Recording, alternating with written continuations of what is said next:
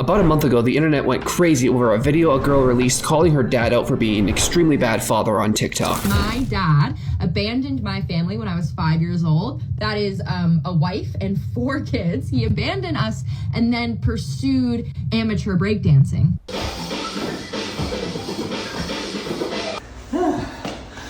The main point is that it's never too late to start breakdancing. She made unbacked claims about how her father was absent throughout her entire childhood, as well as didn't provide any, financial support. Her video got a decent amount of views, but then her dad responded, and like a badass, by the way. There were some significant inaccuracies in there, like about me not paying medical bills. That's just not true. It just wasn't true that I wasn't covering medical costs. His video showed all the proof. It showed how all of this was lies. This video basically made the entire situation viral to begin with, and it got everybody on his side right from the get-go. The dad sat down, made his own video, and proved that he was there throughout the entire childhood. He proved that he was around as much as he was allowed to be, as well as how he gave his ex-wife millions of dollars for child support. In the video, he showed a bunch of pictures of the daughter who accused him of being absent and him together, and it kind of starts to paint a picture of how she might be looking for clout in this entire situation. And that's at the worst, because at the best, she's unaware, but I don't know how she could be unaware. Also in the dad's video, he addresses how his daughter said that he's a breakdancer, and then at his age still broke out a bunch of crazy moves. I'm fairly impressed. It was quiet for a while. It seemed like the dad might have actually re-educated his daughter on her own past. That is, until recently she went on a podcast and again ran her father's name through the dirt with absolutely no proof. Without skipping a beat, good old dad there, Ben, made 2 one-hour-long videos going into complete detail of how he was there throughout the entire childhood, showing proof, and then showing the receipts of all the money that he gave his ex-wife, millions of dollars in child support for all the kids. He showed where the money came from, where it went, proof of it all, as well as he showed that his ex-wife made his life a living hell through the entire duration of the divorce. I've watched the videos, and I'm personally appalled at how dirty the court systems, his ex-wife, and the judge that was assigned to his case treated Ben through all of this. These videos of his tell and prove the story of how his ex-wife had it out for him. She wanted to not only ruin his life, but ruin his livelihood. She wanted to take away every reason he had to live, it seems. And this was in response to him basically giving her everything that she was entitled to, and then everything she wasn't entitled to. The dude just wanted to give everything to her, and then in response, she tried to bury him. She tried to render his life not worth living in a way, and she literally even went after the actual business that he was using to fund the entire lawsuit. And it's ironic because she claims she's a woman of faith, but a woman of faith usually would have compassion for others. Truly, her religion couldn't have taught her to try to ruin the life of somebody who literally tried to shower her with money and love, right? Maybe not the love part, but the money part for sure. Millions of dollars. Oh yeah, and she's definitely not supposed to lie if she's religious, because she did a bunch of lying when she went live in front of the entire world to tell people that she was a struggling mother whose husband left her, not by her choice, who has to raise 4 kids now. From experience. Her practical and humorous insights on family issues are often featured on shows like Fox and Friends and other media outlets. Betsy's new book, From the Heart, is a collection of some of her most popular columns. But guess what? So many women in particular, and certainly children, get really short-shifted in the process. Boy, they really, really do. You went through a divorce in 2004. What was that like for you? Well, I was devastated. I very much did not want it. It was not my choice. But suddenly there I was with 4 very young children, just Yikes. 10 down to 3. And I was sort of thinking, oh my goodness, what do I do now? Fortunately, I had a wonderful support network, and I had a wonderful church life and was already walking with God. And then he used that to come in and draw me, I think, so much closer to himself. And over those 8 years, learned and grew a lot, and learned through adversity, and to let my children see me in adversity and not have to pretend, oh, this is all great when it's not, and to let them see that pain. It's so hard, isn't it? You know, when you're in the midst of such deep pain yourself, and then you feel so like you have to fill the bill for all of your children at a time where this is very devastating for them too. How did you juggle all of that? I think it's okay to let our children see us when we're broken, because so often God works through the brokenness. When we say this is really hard, but I'm walking with God anyway, that can almost be more powerful, I think, than look at me, I have it all together. Because one is about God and the other is about me, and I want it to be about God. And then so many of those columns made it into my book, From the Heart, and with a lot of more backstory and sort of putting the whole story together, about making wise choices in relationships. I guess I forgot to say she insinuated she wasn't there, how she said the divorce was out of her control, even though it was entirely in her control. And how about the fact that she didn't even peep a mention of the $4 million that she got from the divorce? Liar. All she wanted to do was be loved, but she knew she didn't deserve it, so she molded the interview to fit the narrative of a struggling housewife who found the church and blah, blah, blah, blah. It's a story as old as time, and the host, as well as all the viewers, ate that shit up like strawberry cream cheese on a blueberry bagel. I like strawberry cream cheese and blueberry bagels, okay? It turns out the luck of this man kept getting worse and worse, as the judge assigned to his case had a reputation of being a feminist, as well as assigning really harsh sentences to people based on their gender. I'm gonna try to compile the most important parts of this video and get you up to speed as quick as possible, because there's a lot to go through, so here we go. Can you kind of explain a little bit of the controversy? Of course. Okay, so for anybody who is listening who doesn't know me, which is probably most people because I'm literally not famous. Millions of followers. Unfortunately, though, I have become semi-famous literally just in like Republican hate circles. Holy, so right out of the gate, Maddie makes things political. She tries to dodge any blame and then weirdly tries to shill her screenplay in the works. Most recently, I made a video about my dad because my dad abandoned my family when I was little, and he like went on to become a pretty famous breakdancer. And I made a video that was like very funny, tongue-in-cheek about that. But because my dad is like a huge Republican, huge Bitcoiner, like he's so bizarre, he has this sort of cultish following around him. God. And in the video that he posted, he's like wearing a Bitcoin t-shirt. He has an American flag behind him. Like he's like, oh, and then Elon Musk responded to my dad's video being like, you're awesome. Like you're an awesome dad. You're awesome. So that got all of the Elon Musk fans after me. It was sort of just a whole controversial moment in my life. So this should be your screenplay, right? America went super viral, etc., etc. But she added that he wouldn't pay her medical bills. Then comes Ben, stage name Benny Hart, with a 10-minute reaction video and some pretty good-natured corrections. He claimed he lived close by after the divorce, did pay medical bills, child support, put money into a college fund to the tune of around $5 million all in all to cover the cost of the kids, and said he saw his kids often when they were growing up. But he did admit that from his daughter's perspective as a 5-year-old, it might seem like abandonment,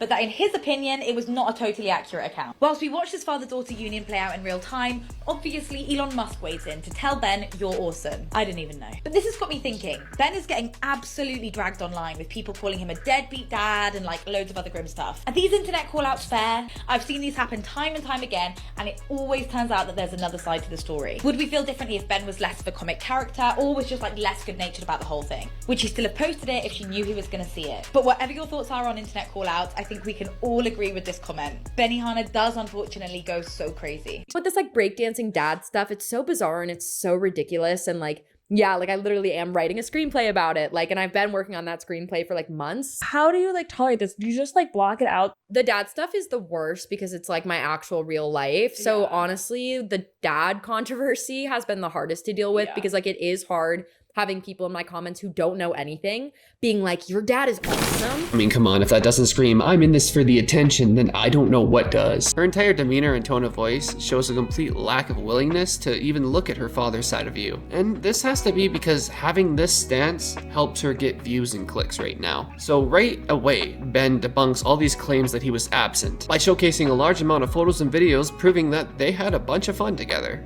And the kids looked like they were having fun, man. Everybody looked like they were having a good time. There was no indications of a bad relationship, probably because it wasn't a bad relationship. Now honestly, I thought I had overcome all this brainwashing of the kids by my ex-wife. I thought I had a great relationship with my daughters, especially since they became adults. Everything was going fine, I thought. Here we were last Christmas, 90 days ago. We all had a great time. I even thought I was getting along fine with my ex-wife, Betsy. Just last year, I swung by her house to pick up the kids for dinner. One of the kids was late, was out with a friend or something, so Betsy invited me to come into the house for a glass of wine. 3 of the kids were there, and we had a perfectly fine conversation, perfectly pleasant. Then the kids and I went out for dinner, and we all had a great time as usual. I thought the fact that Betsy had invited me into her house for a glass of wine was good progress. I was encouraged. But now this saga has taken a more negative turn, and all the indicators point to my ex-wife, Betsy, as the manipulator, as the well poisoner. Man, that is crazy. I'm not gonna lie. She kind of looks like the person who would try to ruin a person's life for no good reason. She says I abandoned the family. And none of my daughters are talking to me right now. Only my son Peter is talking to me. So I think I need to tell a more complete story. A story that the kids have never heard before, because I made every mistake possible. I basically did not protect myself legally at all. First off, I gave Betsy 97% of the family assets and left myself with 3%, which actually left me with 0 because the 3% I had was quickly consumed by the lawyers. I did this because I knew I had a business and I could build back up. And of course I wanted the kids to feel secure, to let them know that they would have nothing to worry about financially. And money is just not something I've ever been very concerned about. I knew I could always make money. Oh yeah, before I forget, look at the way she completely disregards her dad's side of the story, as if her mother's story is so well formatted that she's not even willing to listen to her father's side. With this like breakdancing dad stuff, it's so bizarre and it's so ridiculous, and like, yeah, like I literally am writing a screenplay about it. Like, and I've been working on that screenplay for like months. You see, she just wants to monetize and make money off the downfall of her father. The apple doesn't fall far from the tree. The tree's her mom tree. The tree's her mom. You're like, Holly, you just like block it out. The dad stuff is the worst because it's like my actual real life. So honestly, the dad controversy has been the hardest to deal with because like it is hard having people in my comments who don't know anything. This man is about to totally debunk his own daughter. His school is in session because where she lacks the ability to like do any research, her father completely makes up for it with slapping all the evidence on the table. For everything to go back to normal, where we're all having dinners, laughing, joking, and hanging out, like we were a few weeks ago at Christmas. By the way, did you catch that back there? Showed that a month prior to all of this, that they went out all to dinner, man. It supposedly had a great time. All right, Maddie, we can see right through you. So, the ex-wife. This woman is evil. I usually wouldn't say something like that about her without hearing her side of the story, but I get a huge feeling that she's just speaking through her daughter through all of this. Never ever heard of someone trying to bury someone like she tried to do to Ben. And she didn't just stop for his money either. She went after his livelihood. She went after his happiness. If this woman's religious, I'm thinking she's a fallen angel. Like Satan. She fed her kids a lie and coerced a story into their brains, all while behind the scenes at the exact same time trying to destroy those kids' father's life. That's super evil, man. She needs to be called out for her behavior. I'm super glad this is coming to light. It's crazy too because she tells the story like she was a struggling mother forced into a divorce that she didn't want, and then screamed this narrative, the exact same narrative her daughter has, that the father, Ben, was just never there, when in fact she was the direct cause, she was the intentional reason why he couldn't see them as much as he wanted to. She created a problem and then complained and called herself the victim of that problem. This lady should be ashamed of herself, man. I've heard of some shitty people, but wow. The ex went on to a talk show and... Nationally syndicated columnist Madi Hart says, when it comes to love and romance, our culture is thoroughly confused, and that real love and romance are much more than the media portrays. Betsy went through a divorce and suddenly became a single mother of 4. She speaks from experience. Her practical and humorous insights on family issues are often featured on shows like Fox and Friends and other media outlets. Betsy's new book, From the Heart, is a collection of some of her most popular columns. She hopes to challenge others to think a little more wisely about love, relationships, and the lifelong commitment of marriage. Boy, do we need that. You went through a divorce in 2004. What was that like for you? Well, I was devastated. I very much did not want it. It was not my choice. But suddenly there I was with 4 very young children, just Yikes. 10 down to 3. It wasn't your choice? Are you kidding me, lady? You literally did everything in your power to make sure that he couldn't be there as much as possible. And I was sort of thinking, oh my goodness, what do I do now? Fortunately, I had a wonderful support network, and I had a wonderful church life and was already walking with God. And then he used that to come in and draw me, I think, so much closer to himself. And over those 8 years, learned and grew a lot, and learned through adversity and to let my children see me in adversity. Is that right? Did he also tell you to try to absolutely destroy the life of your kids' father? Did he tell you to do that? And over those 8 years, learned and grew a lot, and learned through adversity and to let my children see me in adversity and not have to pretend, oh, this is all great when it's not, and to let them see that hard, pain. Isn't it? You know, when you're in the midst of such deep pain yourself, and then you feel so like you have to fill the bill for all of your children at a time where this is very devastating for them too. How did you juggle all of that? I think it's okay to let our children. But I also agreed to just give Betsy essentially all the marital assets. I left the marriage with $0. Well, 3%. That became 0 after paying all the lawyers. Now, of course, I agreed to all of this. And I told you, I made literally every mistake in a divorce that a guy can possibly make. I thought giving Betsy $1.8 million at the get-go and leaving myself with nothing would buy peace. Wow, was I wrong? That's absolutely disgusting, man. Just imagine you're a dad and you give everything you have, actually 97% of everything you have. Then you flick on the TV after not being able to see your kids, and you see your ex-wife getting praise and attention and saying that you're not doing the things that you're struggling and spending your entire life doing. Meanwhile, you give her enough money to ensure that she can just stay at home and raise the kids without working, and then having to watch her go on live TV and say that she paid for everything. What a disgusting thing to do. Like, that's what I was referring to in my video when I was like, he wouldn't pay some of my medical bills. I'll probably delete this in the morning, but I'm, 2 hard kombuchas in, and so I feel the need to kind of defend me and my family's like POV. Bottom line is, this guy was a completely absent father. He's like, I was just a bike ride away from those kids. And it's like, not once did any of us ever take a bike ride to his house. I don't think I've ever been in his house ever. So this whole thing is so bizarre. Like, I'm so surprised that he responded to my video, because I'm just like, damn, I could have actually made you seem like way worse than I made you seem. Like, in my video, I just made you seem like such a whimsical, funny guy. Like, but in real life, it was actually a lot darker. So I'm so surprised that he responded to it. And it's obviously kind of hurtful and weird, but again, we don't really have a relationship. So at the end of the day, it doesn't have a huge effect on me. It's just kind of a bummer for my family. And we're all kind of looking at this and looking at his response, and we're just like, this is crazy. If this is actually his narrative, it's like delusional. wow. I know I said this, but the apple really doesn't fall far from the tree. I mean, how does the mother and the daughter both want to make like screenplays and books over this entire situation? I mean, if Ben wanted to, he could probably have a case against them for defamation, but the dude just truly wants everybody to be happy. That includes himself. But the man doesn't look like he has an ounce of vengeance in him. Doesn't matter what these people have done to him. Doesn't really look like his intention is to get back at them at all. Just to move forward. And to heal with them. That's crazy.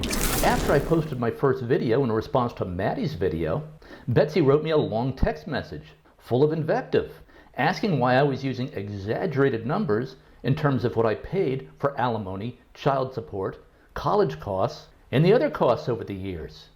Then I had this text conversation with my oldest daughter, Tori. I said, "Hey Tori, give me a call when you get a chance." Tori answered, quote, "Hi Dad, I love you, but not right now. It's time for me to cut off communication. The video you posted was full of lies and just dragging Mom and Maddie 20 years after the fact, and you're just letting that happen. I'm distancing myself for the time being." End quote. I answered, quote, "My video was not full of lies. Maddie posted an attack on me that my client saw. I had no choice but to answer. I asked Maddie to take her video down. She refused, because it was going viral. I was trending on TikTok. I asked her to post my video on her feed, which is an accurate video. She liked my video, thought it was funny, but declined. So I posted it on my feed, because everyone had seen Maddie's video. So I had to answer. I answered in the nicest, low-key way possible. But then I started thinking, what are all these supposed lies that Tori is talking about? Tori is a good person. She must think there are lies in my video. And Madi has put up at least 4 videos now where she continues to say that I abandoned the family, which I believe that I've proven is not true at all. And the problem is my kids have no clue what the real story is. So like before, he went on to prove that everything he said was true, and then he started to debunk his daughter's claims about how he lied about the money and the numbers. He went over all the statements and proved that the amount paid to his ex-wife over the entire divorce was actually over $4 million. He literally signed on paper allowing him to get rinsed by his demon of an ex-wife. And to add insult to injury, Ben decided to agree to pay $100,000 on top of the over $4 million he was giving her in the first place. In response to him giving everything, he explained that his wife then subpoenaed all of the clients for his business where he made all of his money, which was an intentional sabotage because then he wasn't able to pay her the money that he agreed to pay her in the first place. Again, money that was just out of the goodness of his heart. She was only entitled to 50-50 here. This 97-3 split, what the hell, man? That was not something he needed to do. I really can't believe how greedy some people are in this world. Like, when I go out and have food with a friend and they decide to pick up the bill, I have a hard time, like, ordering an entire meal because I'm just like, I don't want you to pay for all that. And then meanwhile, this ex-wife is out here rinsing this dude like this? Unbelievable. I feel much better about myself, I guess. That I agreed to pay Betsy $1.8 million at the conclusion of the marriage, so $1.8 million at the start. However, I was $100,000 short of what I agreed to. More on that in a moment. And Betsy and the kids received a total of $4 million, a little bit more than $4 million, which includes the aforementioned $1.8 million and $618,000 for the kids' college funds and college costs. Below, I linked to a PDF of the accounting. I thought giving Betsy $1.8 million at the get-go and leaving myself with nothing would buy peace. Wow, was I wrong? I also did not predict that Betsy would issue subpoenas to all my clients to find out if I might be hiding money and assets from her. In other words, even though I agreed to give her everything, she didn't believe it. She thought there was more money to be found. Money I was stashing away somewhere, or some hidden sources of income that she didn't know about. So she subpoenaed all of my clients. Her lawyers wanted to depose my clients. This caused me to lose most of my business. I had just let Betsy have all of the marital assets. Well, 97%. Now remember that $1.8 million that she was due at the conclusion of the marriage in 2005? Well, I was $100,000 short. I'd agreed to give her an additional $100,000 on top of all of our marital assets. Well, I wasn't able to pay it because remember she had destroyed my business with all of her subpoenas. So she and her attorneys filed what is called a show cause petition with the court. A show cause petition. What is a show cause petition? Well, this means I must prove that I am not in contempt of court. And if I am in contempt of court, meaning if I don't pay the $100,000, I could go to jail for contempt of court. So I walked into court for this show cause hearing. I had no legal representation at that point because I was out of money and couldn't pay lawyers anymore because Betsy had torpedoed my business with her subpoenas to all of my clients. This judge was a woman by the name of Judge Leslie Alden. I knew the instant that she looked at me that I was dead in the water. She had my tax returns and bank statements. It looked to her like I was making quite a bit of money. But that was before my clients went away due to all of Betsy's subpoenas that were arriving at their offices from Betsy's legal team. You heard the man. His wife took literally everything and then went after his livelihood for no good reason. It just astounds me that she had the gall and the guts to get up on stage and tell the world that he wasn't there and didn't give anything. Take a look at this judge here, man. This is the judge assigned to his case, and a picture can speak 1,000 words. Every word I'm getting from this is hostile as hell. I mean, I don't know who hurt this judge a long time ago, but she's been taking it on people ever since. Only an alien dressed in human skin would ignore the facts and only come to the conclusion that they want to come to. Yikes. She looks like the actual epitome of a bad judicial system. Maybe because I know what she did is the reason that I don't like her so much, but I just can't believe this shit actually happened. I feel so freaking bad for Ben over here. Holy shit. Just imagine, you're super successful, equally as giving, and you're dealt with the most shit hand life can deal you. Yet you sit there and all you want is for things to get better for not just you, but for the people you care about. Poor guy, man. If anything, this just goes to show the viewers here that heavy manipulation can play a key role in how divorce settlements are agreed upon. Like in Ben's case, if you're just not equipped to fight the person that you were previously in love with, they can kind of destroy you. The picture is starting to be painted very clear here. And it's insane that the daughter even had the gall to say she wasn't even sure about the financial situation. Like, what do you mean? Watch your dad's video. Realize your mom is a manipulative person. She knows that though. I don't think she cares about the money at this point that her dad's given her, only about the money that she can get from the situation. So many people who have covered this believe that she might actually not know about the money her dad's given her in the past, but she freaking knows. The next thing you know, I was sitting in a large holding cell in the Fairfax County, Virginia jail,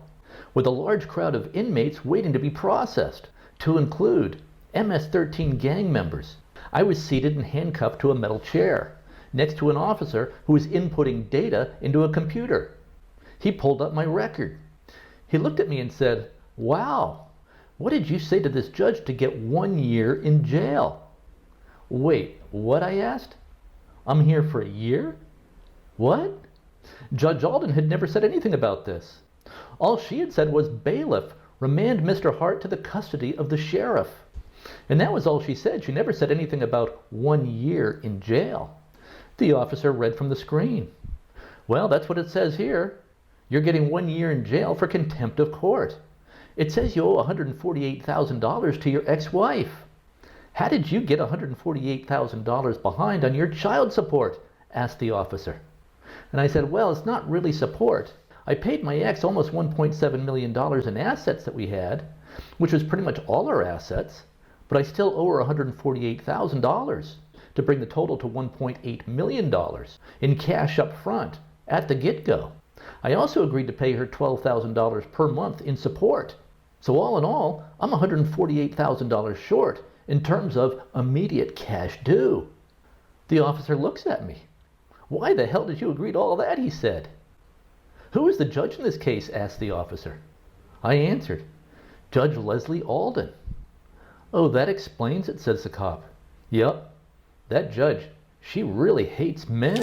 Man, if I was in that situation, I would be shitting bricks. I mean, at that point, Ben must have really felt the weight of the world on his shoulders because it seemed like everybody was out to get him except for the warden. Every person that he loved was trying to ruin his life, and the very judge assigned to his case that was supposed to be fair turned out to be a corrupt, sexist person with ulterior motives. How disgusting, man. But things do take a positive turn because Ben's story convinced the warden to take a bunch of mercy on him and actually transfer him into a better jail. From there, Ben was able to write to the judge and eventually was able to, within the week, get out of that jail. But then he went on to explain how the day he got out of jail, he was expected to monthly come up with $12,000. All of this while starting from zero because he had no clients after his ex went after his income. And he did it. Miraculously. I was taken in cuffs to an area and given an orange jumpsuit. I changed into that. The cops then took my business clothing, my watch, my phone, my wallet, and everything I had and put it all in a plastic bag for safekeeping, to be returned whenever I got out. I was then changed to 12 other inmates, and we were led to our cell block. My cellmate was a Cherokee Indian who said he had been convicted of 47 felonies, most recently attempted murder, but we got along fine. So it really looked like Judge Leslie Alden wanted to send me a message. This was no white-collar work release type program for non-violent offenders. She put me in the worst hole in Fairfax County, apparently for a year. And it was actually underground. There were no windows. There are about 1,800 inmates in the Fairfax County Jail. Evidently, the reason Judge Leslie Alden sentenced me only to 1 year there is that's the maximum amount of time that you can spend in county jail. Any longer, and they have to move you to a state prison facility. So I was there for the max. And the way our cell block was set up is there was a common area, that's linked to 6 cells where we slept. We were locked out of our sleeping cells all day, so we were all in the common area.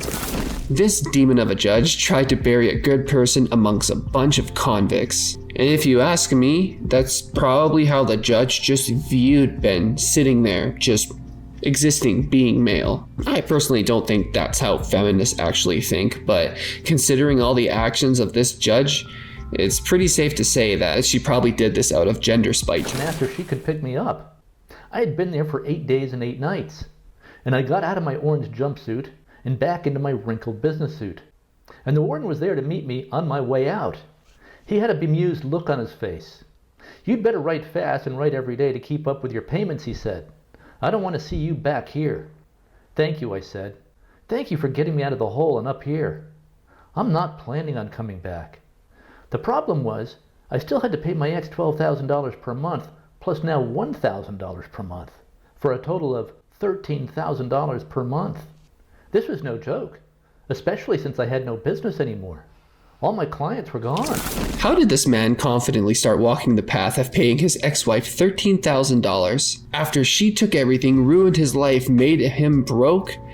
It's beyond me. That kind of treatment would have me changing my name to McLovin, moving to Indonesia, and selling fruit on the highway. Seriously, I don't know where the hell this man gets the happiness to continue smiling every day, but I want some of that shit because that is inspirational to say the very least. I needed time to build up my internet business so I could return to Illinois and hire lawyers. And I stopped paying Betsy any support for a while I built up my finances. By December, I felt I had the finances to be able to pay off Betsy, all the back support, plus hire a lawyer. The problem, of course, was that I knew that if I showed up in Illinois, I would be arrested. There was a warrant out for my arrest.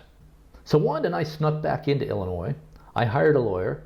Then I turned myself in, spent the night in jail, got out on bond by putting up $300, and began a series of 6-month legal proceedings. The judge and the prosecutors in this case said my snatching of the iPod out of Betsy's hand was technically assault and theft. So in exchange for no trial and no conviction on the matter, I agreed with the court to attend some conflict de-escalation classes and agreed to pay Betsy $120 for the iPod. The conflict de-escalation classes were actually very good. They were taught by a retired hostage negotiator. Everyone should take this class. There would be far fewer deaths from road rage incidents and whatnot. How the heck does he have that much positive energy when he's down, man? I need that kind of energy when I'm down.